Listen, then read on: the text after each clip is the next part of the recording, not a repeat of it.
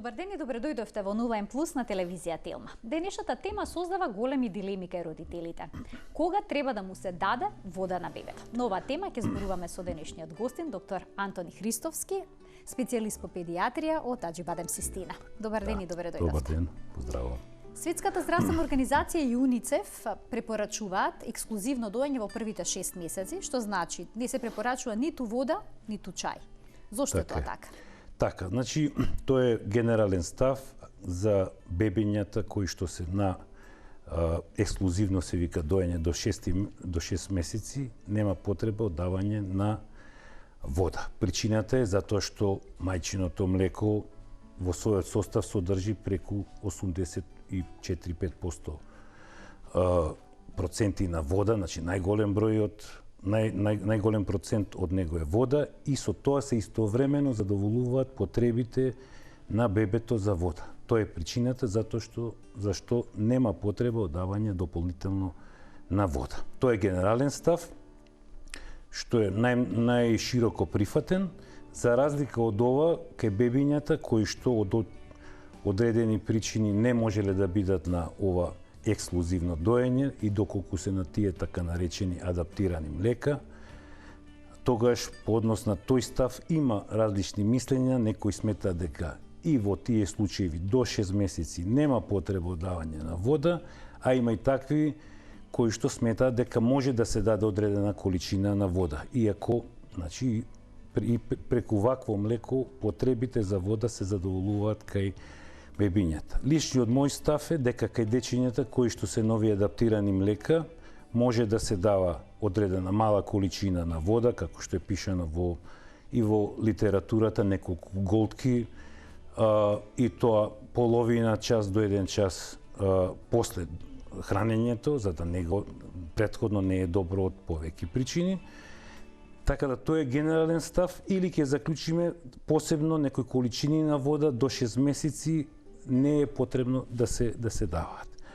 Има една дилема по однос на бебиња кои што одредени причини, веќе кажам најважната причина, кои што примаат комерцијални чајчиња или домашно припремени чајчиња заради така наречените бебешки грчеви, исто важи и за нив може да се прима доколку им помага за ублажување на тие бебешки грчеви, може да примат во мали количини, голтки во количини, значи 50 најмногу до 100 мл во текот на целиот ден. Тоа е генералниот став. Дури кога е многу топло и спарно надвор, кај бебињата на ексклузивно доење не се препорачува да се даде вода. Дали во тој случај доењето треба да биде пофреквентно? Така, баш така е, значи од истата причина може заради од истата причина што ја кажав, точно така, во случај на покачена температура кај бебето, значи доколку се разболело, понастинало, или е висока надворешната температура, како кај нас, кој ќе знаеме тие летни периоди кога имаме високи температури, баш така, големи горештини, тогаш истиот принцип со тоа што, како што рековте, треба почесто да се дои. Така да тоа е тој став, исто важи и доколку се надаптирани, мада ќе кажам, има и такви автори кои што препорачуваат и искуства кои што во такви ситуации, значи кој ќе со покачена температура или со високи надворешни температури, дека може одредена количина на вода под истите принципи кои што ги спомнав да се даваат.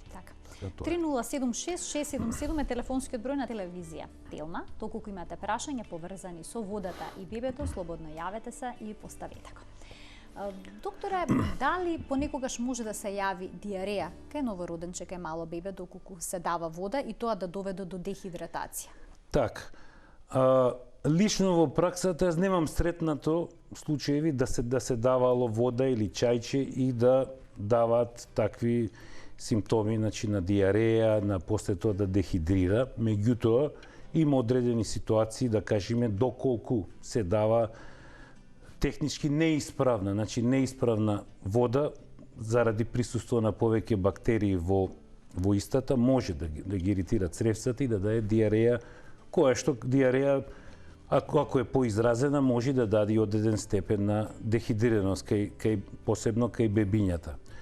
Или ситуации, да кажеме, поготово порано сме ги препорачувале, па и сега во одредени состојби на така наречени зашекерени водички, кои што пак доколку е тој процент на шекер кој што е ставен припремен во тој раствор е поголем, може да ги иритира цревцата и да даде вакви пореметувања. Иначе генерално доколку се дај во одредените количини на исправна технички исправна вода, сметам дека не би требало да се јави, нити сум јас во праксата сретнал да се појават диареја, па и после тоа последователно дехидратација кај бебињата и кај децата општо. А постои ли опасност доколку на бебето му се даде голема количина вода? Што е тоа интоксикација со вода?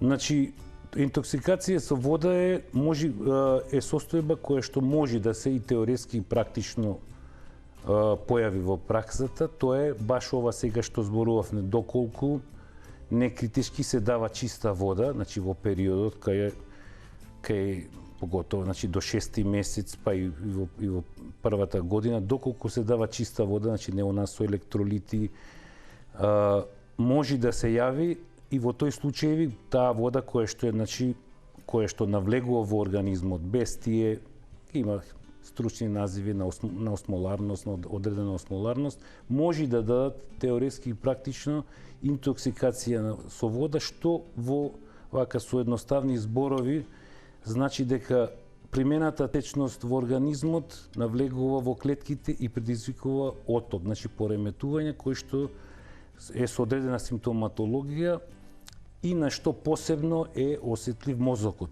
Поради овој појава на оток се појавуваат одредени симптоми кои што не се во зависност од изразеноста на тој оток може да дадат последователно поизразена клиничка слика. Во праксата тоа го има сега точно ретко, го има поготово во западната литература, нормално се што е ново, се што интересно се опишува. Јас лично не сум го доживел, меѓутоа теоретски ова е механизмот на кој што може да настани таа така наречена интоксикација со вода.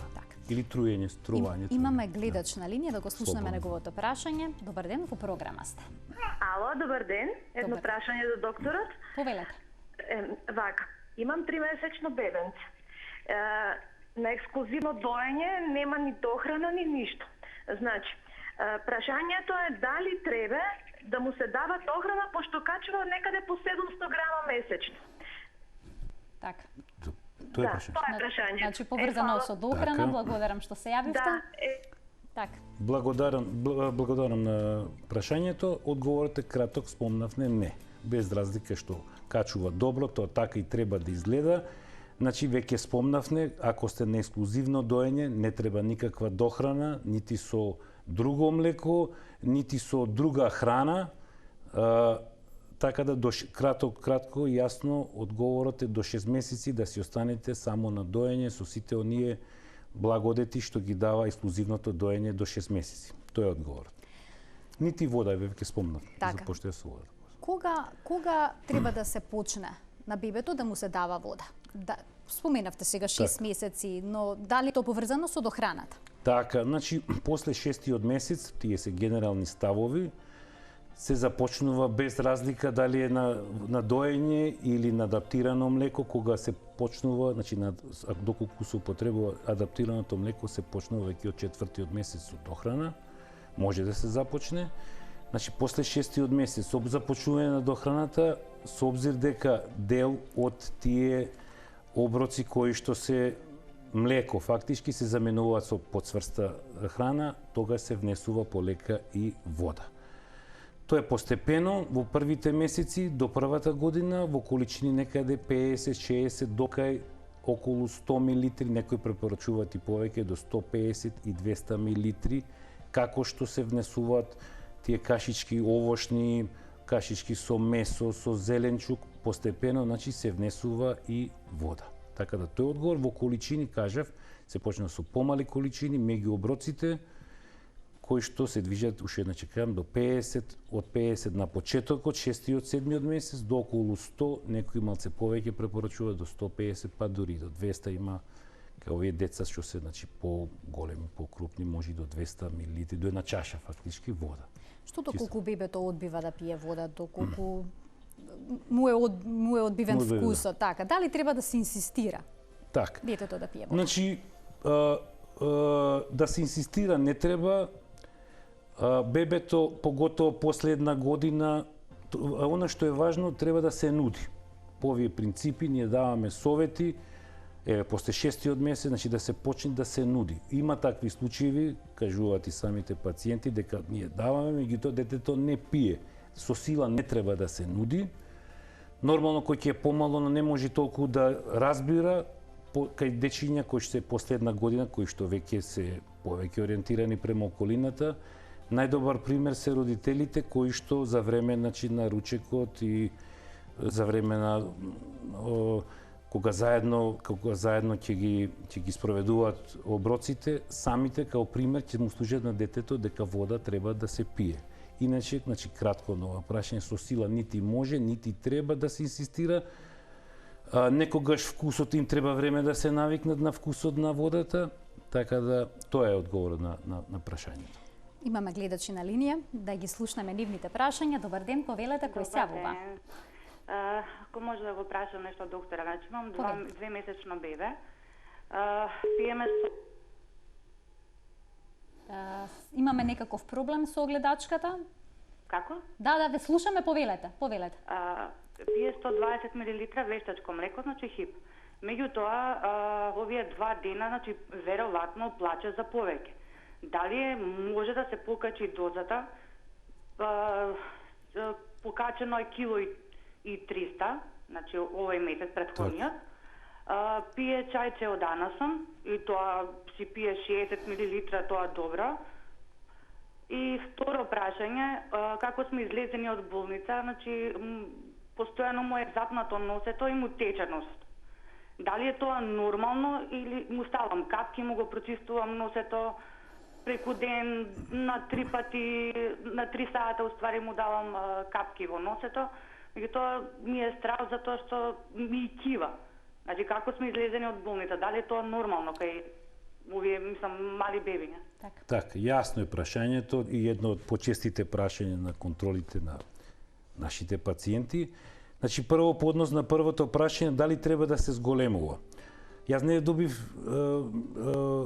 одговор дали сите оброци се по 120. Ако е гледачката дали се се сите по 120? Не е повеќе. Добро, ако ќе ви одговора, значи доколку се сите од 120, нормално може да има ситуации да бара и повеќе. Меѓутоа, она што треба да внимавате е дали она што вие го гледате и ви изгледа како гладно дете, не е тоа, туку се да кажеме, овие веќе ги споменавте, бебешки грчеви, па тоа изгледа како гладно и вознемирено. Значи не е исто. Кај бебиња кои што се на вештачка исхрана важат некои принципи на кои што мора да се внимава, тоа е да се пази тој интервал од 2,5 и 3 часа за да може ова млеко кое што е различно за разлика од мајчиното млеко да може да се свари.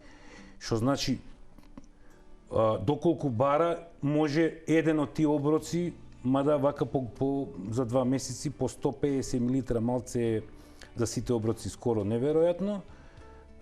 Може би еден од тие оброци би бил зголемен.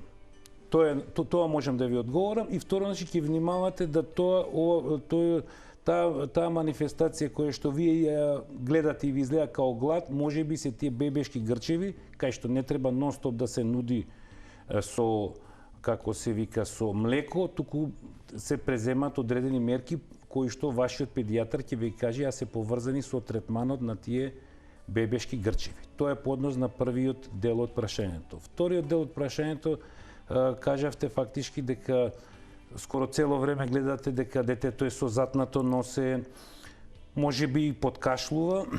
Исто, многу често прашање во праксата. Скоро е невозможно да 2 месеци е болно, значи тоа го исклучувам. Тоа е онаа појава која што многу често во пракса ја гледаме, баш вака кај дечиња кои што се напредни, кои што пијат поголеми, да речам, споредено со други бебиња по големи количини на млеко, можеби е, значи дел од млекото, тоа е физиолошка работа, значи не е болест да се враќа во, се вика физиолошки рефлукс, да се враќа во погорните дишни патишта и да изгледа како да е настинато, како да е затнато носето, како да е подкивнува, како што рековте, може и да подкашлува. Не треба да се секирате, треба само да ви се објасни и доколку поизразено, веќе кажевте што правите, така и треба да се продолжи.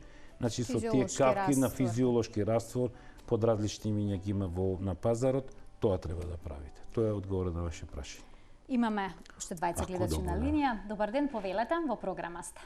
Добар ден. Повелете, кој е вашето прашање?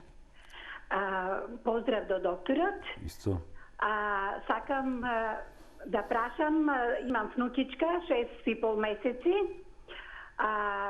Значи, само се дои, нема прихрана, почна да го прихрануваме со банана, со јаболче, со мислам такви работи, ама се ствара запек кој што не може да излезе дете во надвор.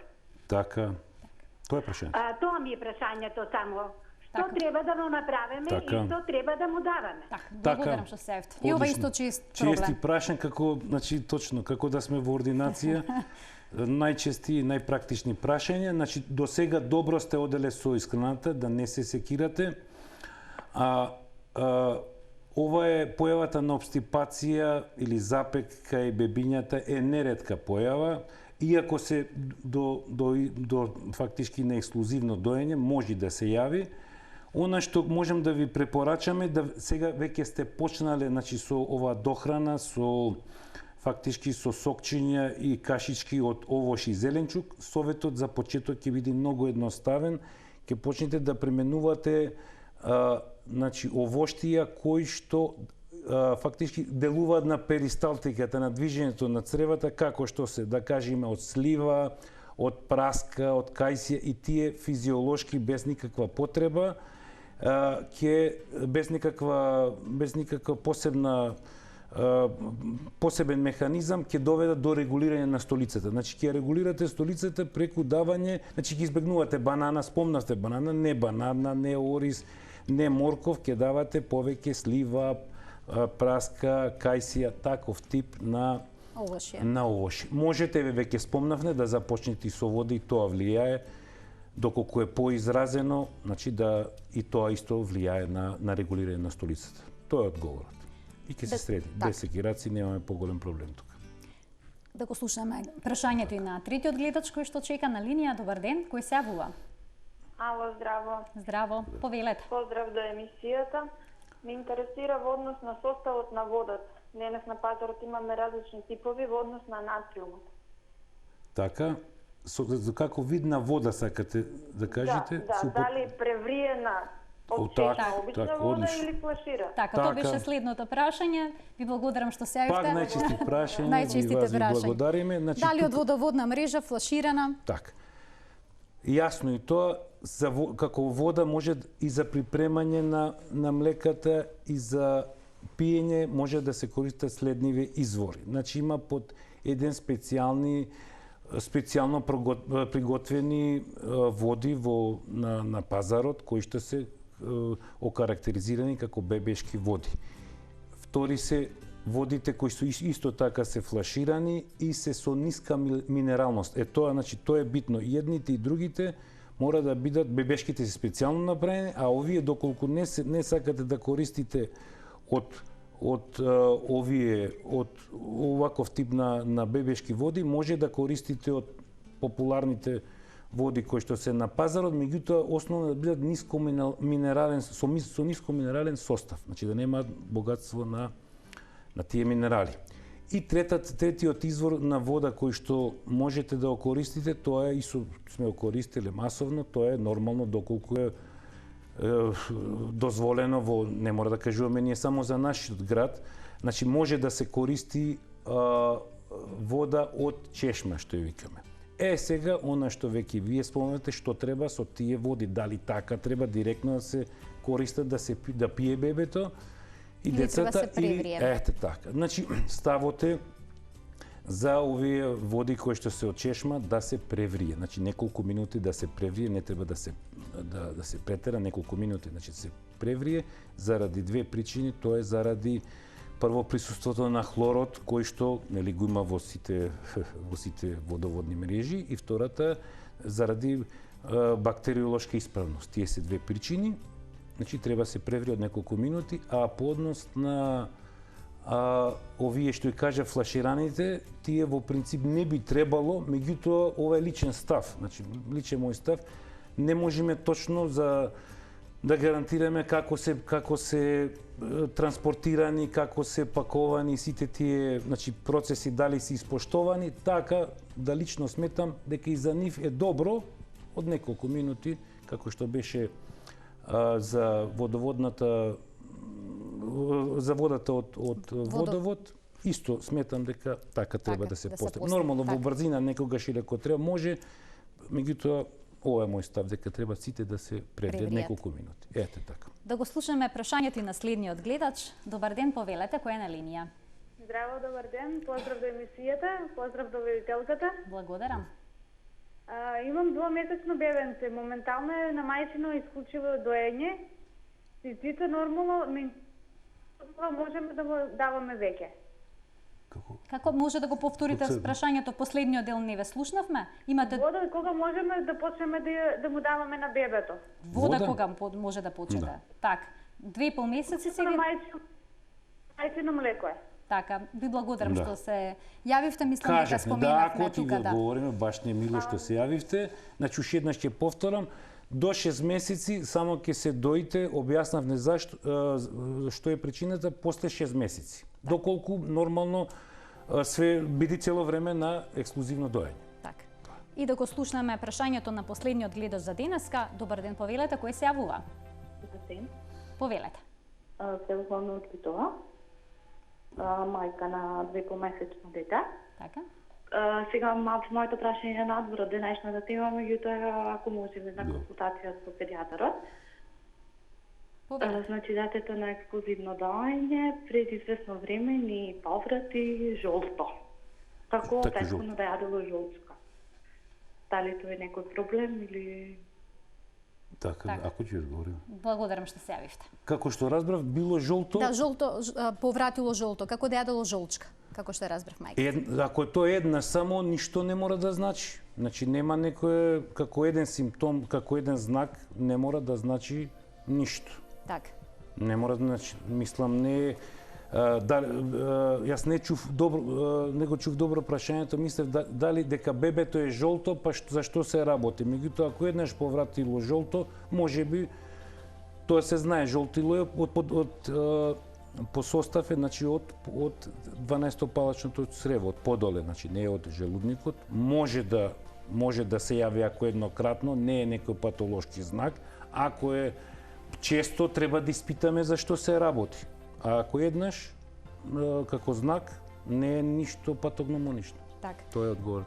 И мене ми остана навистина уште неколку интересни прашања, а немаме доволно време. Јас би ве прашала после првата година, доколку детето е физички активно, како да знаеме дали доволно пие вода, дали треба да му се понуди пред да почувствува жет или само кога чувствува жет? Така, значи после првата година веќе децата почнуваат поактивни, трчаат, играат, не ги интересира ни јадење, ни пиење, поготово вода, а водата знаеме каква функција има во организмот.